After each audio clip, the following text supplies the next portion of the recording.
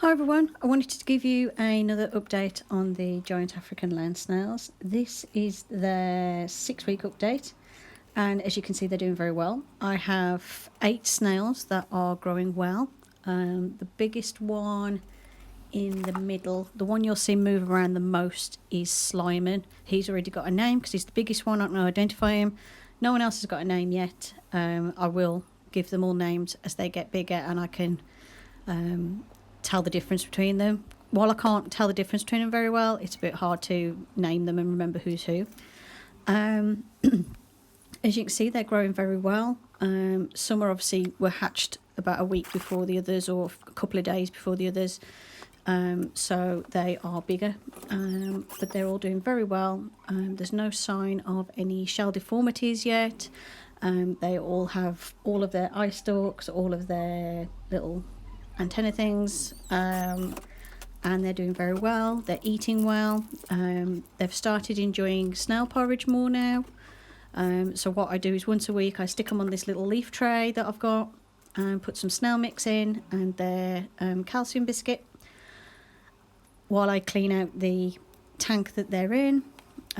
Just take out any leftover food from the day before, and to freshen it all up and give it a good spray down. And what I like to do when I give them the snail mix is I like to put them on this little tray, just so I can see who's interested, who's not, and just see if everyone's moving around fine.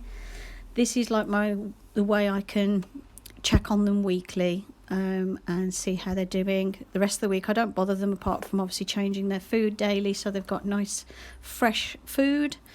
I've got a new spray bottle now. My other one broke, and the snail spray bottle I've got, it sprays a fine mist, because it's one of those bottles you'd normally put some like a makeup spray in or something, those like travel bottles you can get. Obviously when I bought them there was nothing in them, like the clear ones for when you travel on a plane. I bought some of those, and they do very well, which means I can now spray their tank even better, because the other one would leave big blobs of water and I was concerned about them drowning in it because the blobs were quite big. So what I used to do is just wet the food and put the food in, and then once a week give them a bit of cucumber to give them some moisture, and that's been working great. But as they get bigger they're going to need a bit more moisture, so what I'm doing now is using my snail bottle to mist the food as well as the whole tank. Obviously I was doing that before, but this one's better because I can mist the whole tank a lot more and I don't get massive water droplets. It's very fine water droplets, which is just the right size for the babies to drink. They're doing very well. They're eating a wide range of food. They like different sorts of leafy greens. They like carrot. They like a little bit of cabbage. They don't need as much cabbage as the carrot and leafy greens, but they like a mixture. They like snail mix. I've found these don't like cuttlefish. I think it's a bit too hard for them at the minute while they're small. But they love the calcium biscuits, which you can see at the bottom of the screen on the left, that skull-shaped thing. That's the calcium biscuits I make in my school mould.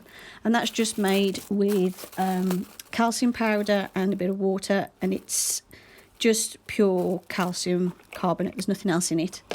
And the snail mix has got fish food flakes, it's got pumpkin seeds, sunflower seeds, a little bit of oats, crushed mealworms. There's a good mixture of things in the snail mix as well. So they're eating quite a wide range of foods. They've got quite a good little diet going.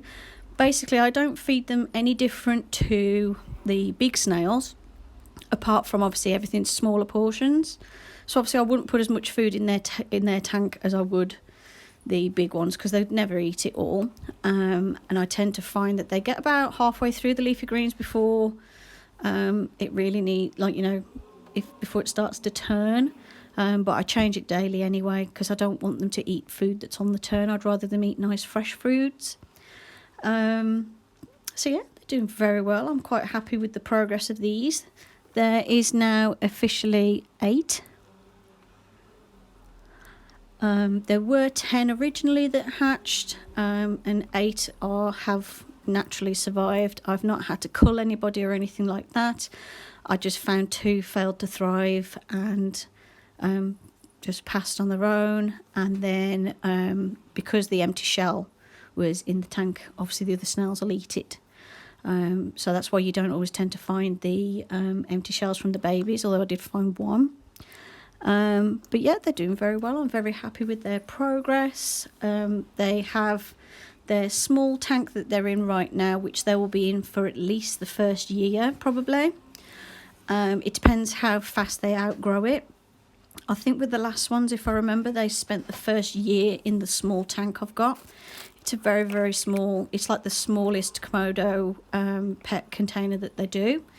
And then they have got the large one that the big snails used to be in before their big glass tank.